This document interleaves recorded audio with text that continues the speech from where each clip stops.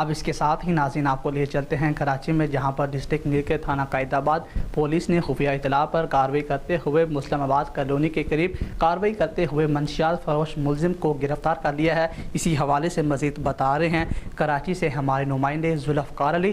جی ذوالفقار، بتائیے گا۔ جی بالکل، قائد آباد پولیس نے ریڈی روڈ مسلم آباد کالونی کے قریب کارروائی کرتے ہوئے منشیات فروشی میں ملوث ملزم کو گرفتار کیا ہے۔ اس حوالے سے جب میری ایس ایچ او قائد آباد محمد امین کھوسو سے بات ہوئی تو انہوں کا بتانا تھا کہ پولیس کو خفیہ ذرائع سے اطلاع ملی کہ ریڈی روڈ مسلم آباد کالونی کے قریب ایک ملزم منشیات فروخت کرنے میں مصروف ہے، جس پر پولیس نے بتائی گئی جگہ پر فوری کارروائی کرتے ہوئے ملزم کو منشیات فروخت کرتے ہوئے رنگے ہاتھوں گرفتار کر لیا۔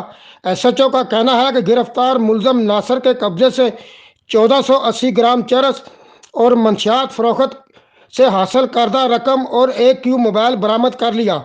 امین کھوسو کا مزید کہنا تھا کہ گرفتار ملزم کے خلاف مقدمہ درج کر کے مزید تفتیش کے لیے تفتیشی حکام کے حوالے کر دیا ہے، جس سے مزید تفتیش جاری ہے۔ جی